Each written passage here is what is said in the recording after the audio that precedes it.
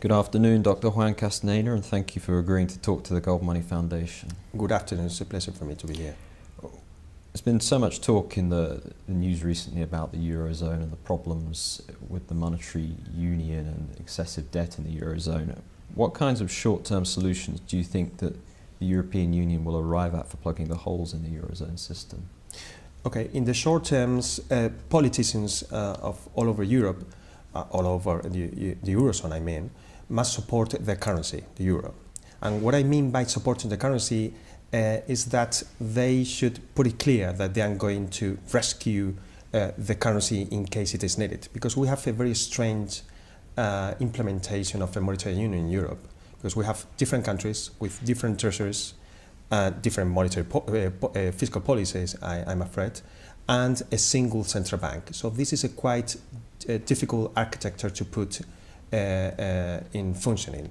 And this is just regarding the short run. But in the medium to long term, they have to do what they didn't do in the past 10 years, which is to try to make the Eurozone an optimal currency area, which is not at all at the moment. So what I mean by this is that they should make it a more flexible area in order, to make workers to move from one place to another place, to make prices more flexible, to make salaries and wages more flexible. That is exactly what I mean. In the long run, do you think the Eurozone is sustainable in its current form? I think it is not sustainable in its current form. Because as I said before, the Eurozone is not an optimal currency area. So in order to make it sustainable, strict and severe structural reforms must be set in the agenda. So in case the ECB is given a clear mandate to preserve the purchasing power of the money, and in case the national treasuries are restricted to issue more, to issue more public bonds or to spend much more than they need to do, well, in that case, I would say that the monetary zone is sustainable.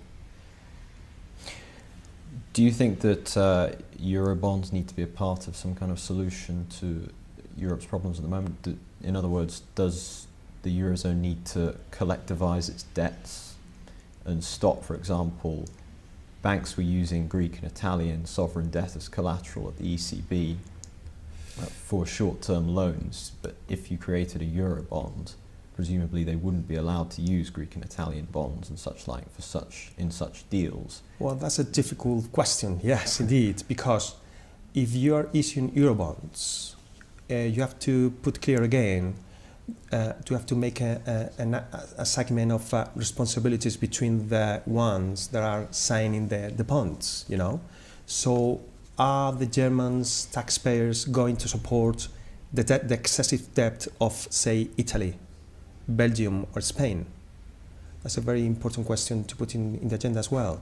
So, so far the ECB is accepting the Greek bonds as collateral for lending to the Greek banks. This is a short-term solution in order not to make the Greek banks collapse. But if they are going to move forward and to create a market of Eurobonds, they should make it clear first how they are going to divide the responsibilities of the payment of the extra borrowing of some countries. Do you think that Spain will stay in the euro, and was it right for Spain and other southern European countries to have joined in the first place? Do you think it's been, on balance, even though they are facing difficulties at the moment, do you think that the euro forces them to face these difficulties in a way that, for example, the United Kingdom, armed with the printing press, isn't forced to do so? Well, I must say that it has been a blessing for the Spanish economy. Yeah, even though I'm pretty much critic with the way the Eurozone was launched 11 years ago, if we compare the development of monetary policy in the last 11 years by the European Central Bank with the historical record of the Spanish authorities in the 19th and 20th centuries, okay, I must say that I would like to be a member of the Eurozone for longer. But even though I say this, and I do maintain this point, I must say that Spain should make strong efforts to resume its competitiveness in the currency area in order to avoid a massive external debt and external deficit again. Sure. What do you think will be the greater threat to economies in the coming years around the world, inflation or deflation? I mean, for the world economy? For developed economies all over the world. For developed economies? Well, it is not going to be a problem of deflation coming from increasing productivity. That's, I'm sure about that.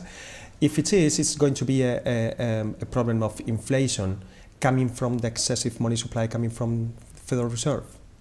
Because you know that Federal Reserve is still the anchor, the monetary anchor of the international monetary system. And once the Federal Reserve is increasing by the QE measures, it's increasing money supply strongly, I must say.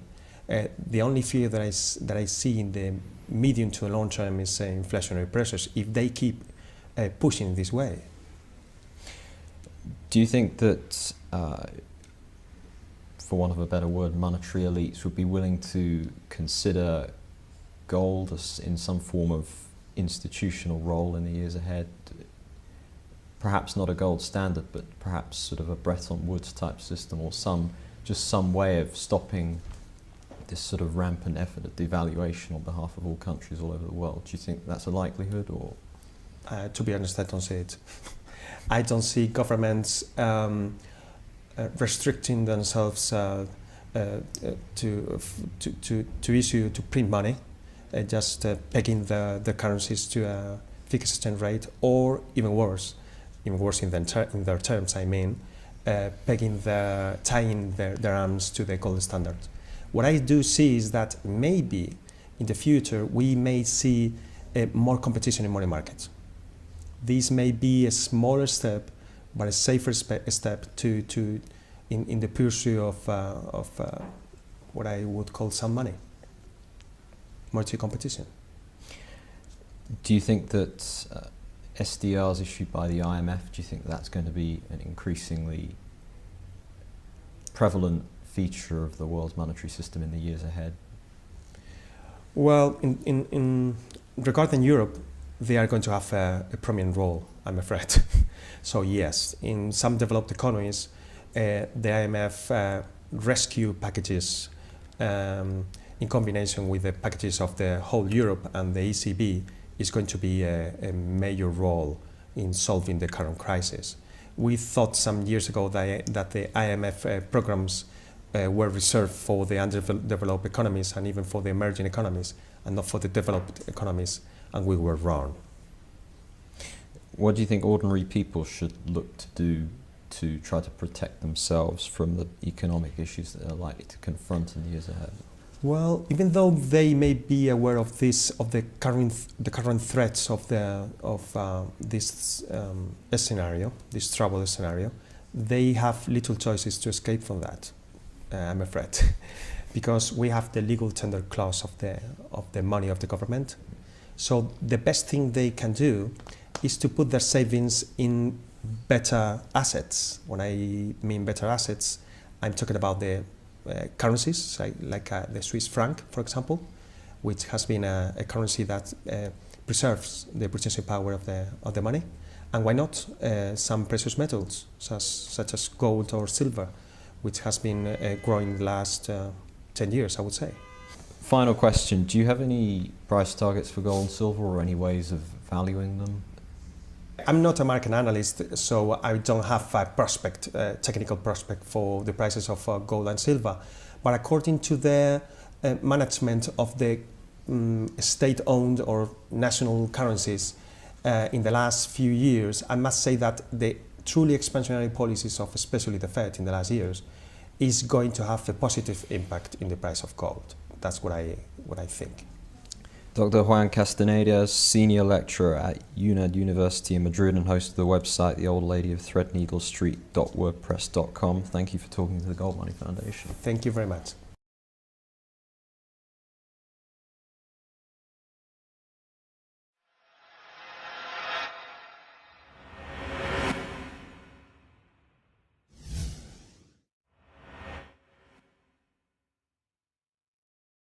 in the Eurozone system? Okay, in the short terms, politicians of all over Europe, all over the Eurozone, I mean, must support their currency, the euro. And what I mean... News recently about the Eurozone and the problems with the monetary union and excessive debt in the Eurozone. What kinds of short-term solutions do you think that the European Union will arrive at for plugging the hole? Good afternoon, Dr. Juan Castañeda, and thank you for agreeing to talk to the Gold Money Foundation. Good afternoon, it's a pleasure for me to be here. There's been so much talk in the... By supporting the currency is that they should put it clear that they are going to rescue the currency in case it is needed, because we have a very strange implementation of